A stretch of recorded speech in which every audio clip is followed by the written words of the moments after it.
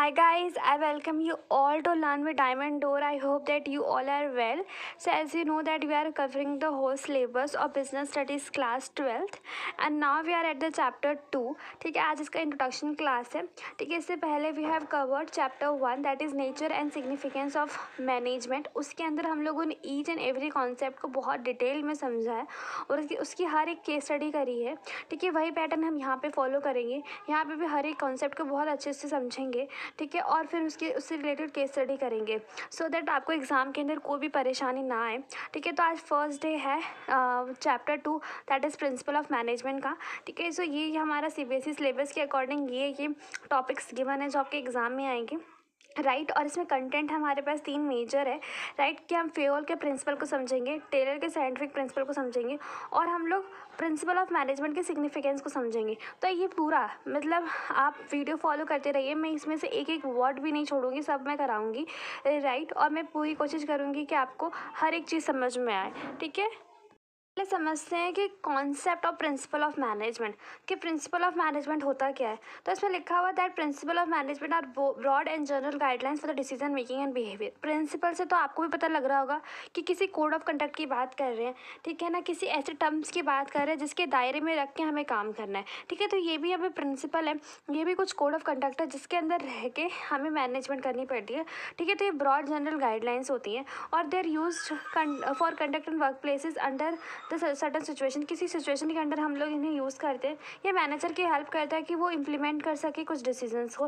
जैसे कि यहाँ पे एग्जांपल के लिए दे रखा है while deciding about the promotion of an employee and manager में considered seniority whereas other में follow the principle of merit.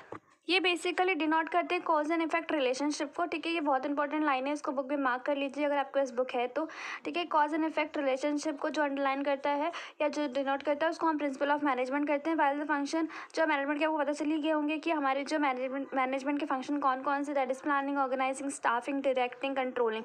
ठीक है, सारे एक्शन इन सभी की हेल्प से हम एक्शन जो लेते हैं ये हमेशा प्रिंसिपल ऑफ मैनेजमेंट के अंडर रह के ही सारे फंक्शंस को यूज़ किया जाता है बाय मैनेजर्स के थ्रू. राइट, इसमें लिखा हुआ that principle of management have been develop on the basis of observation. Of course ये सारे प्रिंसिपल है, जैसे कि साइंस के अंदर कुछ प्रिंसिपल होते हैं, कुछ रूल होते हैं, वो ओवरनाइट नहीं या मतलब ओवरनाइट नहीं इन्वेंट हो जाते या इनोवेट हो जाते. उसी तरह से ये भी प्रिंसिपल ऑफ मैनेजमेंट है. तो इन्हें भी पहले ऑब्जर्व किया गया है, एक्सपेरिमेंट किया गया है, एक्सपीरियंस से फिर जाके इन्हें इम्प्लीमेंट और डेवलप किया गया.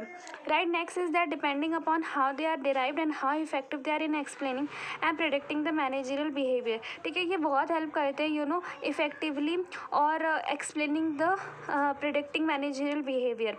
Right, management principle have guided importance the increasing professionalism of the management. Yes, ये प्रोफेशनलिज्म भी इंक्रीज करते हैं क्योंकि एक कोड ऑफ कंडक्ट हो जाता है ना. ठीक है, तो ऐसा नहीं बोल सकते कि कहीं भी कुछ भी होता है. ठीक है ना, कंपनीज के अंदर जो मैनेजमेंट होती है वो भी किसी प्रिंसिपल, किसी कोड ऑफ कंडक्ट के बेसिस पे होती है. ये हमारे 14 प्रिंसिपल्स हैं. ठीक है, इसको Henry Fayol's 14 general principle of management के नाम से जाना जाता है जिसे हेनरी फ्योल ने डेवलप किया था. And Henri Fayol is also known as the father of general management. ठीक है ना, ये पूरे 14 प्रिंसिपल्स हैं और मैंने डिसाइड किया कि हम लोग 3 वीडियोज़ में से कवर करेंगे.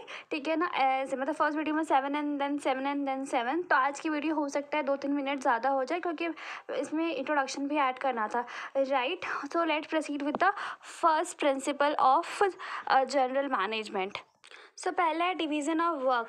तो इसके अंदर इन्होंने ये बोल रखा है कि हर एक जॉब को, हर एक काम को पहले आप डिवाइड कर दीजिए और डिवाइड करके इसे छोटे छोटे पार्ट्स में उसे हर किसी स्पेशलाइज बंदे को दे दीजिए. ठीक है, सपोज़ कि आपका जो भी हम लोग ऑर्गेनाइजेशन के अंदर भरते बहुत सारे department about production, purchase, sales, manufacturing. ये कब हुआ? ये प्रिंसिपल ऑफ मैनेजमेंट के बेसिस पे डेवलप्ड है. ठीक है, पहले ये सारे जितने भी डिपार्टमेंट थे सिर्फ एक पर्सन के अंडर थे और now because of implementation of this principle अभी क्या है, हमने स्पेशलाइजेशन दे दी कि जो प्रोडक्शन डिपार्टमेंट में स्पेशलाइज है वो उसको संभालेगा. जो सेल्स में अच्छा है वो उस पर्सन को दिया जाता है, जो मार्केटिंग में अच्छा है वो किसी और दूसरे बंदे को. ठीक है, तो इसमें लिखा हुआ that Work should be divided into the small task and job. A trained specialist who is competent is required to perform each job. Thus, division of work leads to specialization. ठीक है ना, क्योंकि उन्होंने बोला है कि हम सिर्फ स्पेशलिस्ट बंदे को देंगे सो दैट स्पेशलाइजेशन हो सके. ठीक है, इन्होंने बोल रखा है the intent of division of work is to produce more and better work for the same effort. Specialisation the most efficient way to human effort. ठीक है, तो जहाँ पे भी आपको केस स्टडी के अंदर स्पेशलाइजेशन दिख जाएगा और आपको बोलेंगे find out the principle of management, तो उसके अंदर जो आंसर होगा वो आपका division of labour, division of work होगा. Right, hope you are able to understand it. Next is that authority and responsibility. ठीक है, अब जैसे कि आप जानते हैं कि हर ऑर्गेनाइजेशन में एक सीनियर होता है, एक उसका सबॉर्डिनेट होगा. ठीक है, कोई उसका बॉस होगा, कोई उसके अंडर काम करेगा तो इसी को हम अथॉरिटी एंड रिस्पॉन्सिबिलिटी रिलेशनशिप कहते हैं. ठीक है, इट मीन्स कि एक बंदे को किसको रिपोर्ट करना है और उसको किसको कमांड करना है वो इस प्रिंसिपल के अंदर बताया जाता है. ठीक है, इसमें लिखा authority means the right to give orders and obtain obedience. There are the two type of authority, official authority, authority to command, and the personal authority which is the authority of the individual manager. Authority is both formal and informal. ठीक है, तो यहाँ पे दो की बात करी गई है, एक ऑफिशियल की और एक यहाँ पे पर्सनल की. ये इंडिविजुअल लेवल पे होता है और एक ये ऑर्गेनाइजेशन लेवल पे होता है. इसमें अथॉरिटी टू कमांड बोलते हैं. Right. Next is that responsibility means obligation of a subordinate to properly perform in the assigned duty. Of course, यह मतलब एक जिम्मेदारी होती है सबॉर्डिनेट की कि वो उनको जो भी काम दिया गया है उसे अच्छे से परफॉर्म करे. तो यहाँ पे जब भी आपको राइट टू गिव ऑर्डर्स वाली लाइन दिख जाए, ये आपका की पॉइंट है, आप इसे मार्क कर लीजिए. और यहाँ पे जो है असाइंड ड्यूटी परफॉर्म प्रॉपरली, ये आपका कीवर्ड है. यहाँ पे लिखा हुआ managers require authority commensurate with their responsibility. That should be a balance between both. क्योंकि अगर हम किसी को ज़्यादा अथॉरिटी दे दें और रिस्पॉन्सिबिलिटी ना दे तो वो बेकार हो जाता है, और किसी को ज़्यादा रिस्पॉन्सिबिलिटी दे दो और उस लायक अथॉरिटी ना दे तो भी काम खराब हो जाता है. तो बैलेंस होना बहुत ज़रूरी है. Right, and organisation should build the safeguard against abuse of the managerial power. ठीक है, अगर कोई अथॉरिटी का मिसयूज़ करता है तो they should have a proper norms, proper guidelines to tackle with it. Next is that at the same time a manager should have the necessary authority to carry out his responsibility. Of course. Next is discipline. Discipline के अंदर ये बताता है कि आपको किस rules को follow करना है.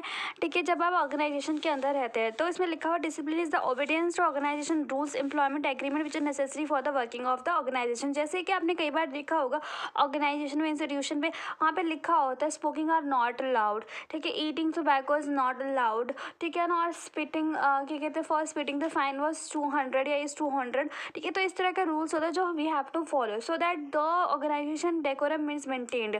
ठीक है, तो वो भी पॉसिबल तभी है, वो भी मतलब प्रिंसिपल ऑफ मैनेजमेंट के अंदर ही गिवन है. ठीक है, इसी की वजह से एम्प्लॉयज़ को और ऑर्गेनाइजेशन को फॉलो करना पड़ता है. यहाँ पे लिखा हुआ है discipline require a good superior at all level, clear and fair agreement and judicial application of the penalties अगर वो रूल फॉलो नहीं करते हैं. Right. Next is the unity of command. इसके अंदर क्या बोला जाता है, अकॉर्डिंग टू दिस प्रिंसिपल इसमें बोला गया है कि हर एक सबॉर्डिनेट के ऊपर सिर्फ एक ही बॉस होना चाहिए. इसका मतलब कि हर एक जूनियर ना सिर्फ एक सीनियर से ही कमांड एक्सेप्ट कर सकता है, कि 3-4 सीनियर उसे कमांड नहीं करेंगे. अगर ऐसा होगा तो it will create a chaos. ठीक है, और जो सीनियर, जो हमारा सुपीरियर वो कह सकते हैं जो सबॉर्डिनेट है, वो अपना काम ढंग से नहीं पूरा कर पाएगा. तो इसमें ये लिखा हुआ there should be only one and only one boss for each and every individual employee. Dual subordination should be avoided. The principle of unity of command state that each participant in the formal organization should receive order from and be responsible to only one superior. ठीक है, तो यहाँ पे सिर्फ एक मतलब एक boss होना चाहिए, एक ही सीनियर होना चाहिए, एक ही सुपीरियर होना चाहिए हर सबऑर्डिनेट का. ठीक है ना, डुअल बिल्कुल नहीं होना चाहिए. इसमें लिखा हुआ that principle of unity of command help to prevent the confusion. Of course confusion नहीं होगी ना कि हमें किसने बोला है किसने नहीं बोला है. ठीक है ना, और यहाँ पे कई बार इसके वॉयलेशन के बहुत सारे कॉन्सिक्वेंसेज हो पाते हैं, मतलब बहुत सारे रिजल्ट बहुत गंदे निकल पाते हैं अगर हम इसको वॉयलेट करते हैं. राइट, अगर उन्होंने लिखा हुआ है कि अगर आप नहीं कर सकते, अगर नहीं वॉयलेट हो पाता, अगर हो जाता है ये प्रिंसिपल. ठीक है, तो देखिए क्या होता है, अथॉरिटी इज अनडिटरमाइंड. ठीक है, order is disturbed, discipline is party and stability is threatened. तो ये सब रीजंस हैं. ठीक है, अगर आपसे वॉयलेट करते हो तो ये सब कॉन्सिक्वेंसेज फेस करना पड़ सकता है ऑर्गेनाइजेशन को. ठीक है, तो बेहतर यही है कि आप इस प्रिंसिपल को फॉलो करें और हर एक सबऑर्डिनेट को सिर्फ एक ही सीनियर से कमांड लेने की अथॉरिटी होनी चाहिए. Next is very important principle of command, that is unity of direction. ये मुझे लगता है कि हर एक ऑर्गेनाइजेशन में यूज़ होता है, और मतलब छोटी से छोटी ऑर्गेनाइजेशन और बड़ी से बड़ी ऑर्गेनाइजेशन के अंदर यहाँ पे लिखा हुआ है कि जितने भी लोग होते हैं ना उन सब के लिए सिर्फ एक ही डायरेक्शन में काम करना उपयुक्त होता है। मतलब जो ऑर्गेनाइजेशन का ऑब्जेक्टिव होता है, ठीक है, उसी को फुलफिल करने के लिए हर एक एम्प्लॉय को लगे रहना चाहिए। ऐसा इस प्रिंसिपल के अकॉर्डिंग है। यहाँ पे लिखा हुआ है कि all unit division of the organisation should be moving toward the same objective through the coordinated focused effort. ठीक है, each group of the activity having the same objective, और वो सेम ऑब्जेक्टिव क्या है, ऑर्गेनाइजेशन का ऑब्जेक्टिव, कि हर वो बंदा अपने छोटे छोटे काम कर रहा है सिर्फ इसीलिए सो दैट ऑर्गेनाइजेशन के ऑब्जेक्टिव को फुलफिल किया जा सके। ठीक है, इसकी की लाइन है that one head and one plan. ठीक है ना, इसका पॉजिटिव इफेक्ट ये बन सकता है कि unity of direction ensure unity of action. अगर आपका डायरेक्शन एक है तो आपका जो काम करने का तरीका है वो भी एक रहेगा और कोऑर्डिनेशन मेंटेन रहेगी। Next is that it prevent overlapping. Of course overlapping नहीं होगी ना, क्योंकि हम लोग कोऑर्डिनेट कर करके काम कर रहे हैं और हमारा सपना भी वही है जो आप लोगों का है। ठीक है, that is the organisation objective को फुलफिल करना। ठीक है, next is that subordination of the individual interest to general interest. ठीक है, जो हर ऑर्गेनाइजेशन में बोला जाता है कि आप जो है वो अपने इंडिविजुअल इंटरेस्ट को नीचे रख के, ठीक है, जनरल इंटरेस्ट को ऊपर रखिए। अब जैसे कि मैं एग्जांपल देती हूँ, अगर आपके फादर मदर में से कोई भी वर्किंग होगा, अगर वो ऑफिस में काम करता होगा तो कई बार क्या होता है उन्हें अपने फैमिली फंक्शन को अवॉइड रख के ऑर्गेनाइजेशन की मीटिंग को अटेंड करने जाना पड़ता है। तो इसका मतलब क्या है कि हम लोग अपने पर्सनल मैटर को साइड करके, ठीक है ना, ऑर्गेनाइजेशन मैटर को तवज्जो देते हैं, प्रायोरिटी देते हैं, सो दैट ऑर्गेनाइजेशन के ऑब्जेक्टिव को फुलफिल कर सके। तो ये भी इसी ये बात यही बोले जा रहा है इस प्रिंसिपल के according, that the interest of the subordinate organisation should be take priority over the interest of any one individual employ.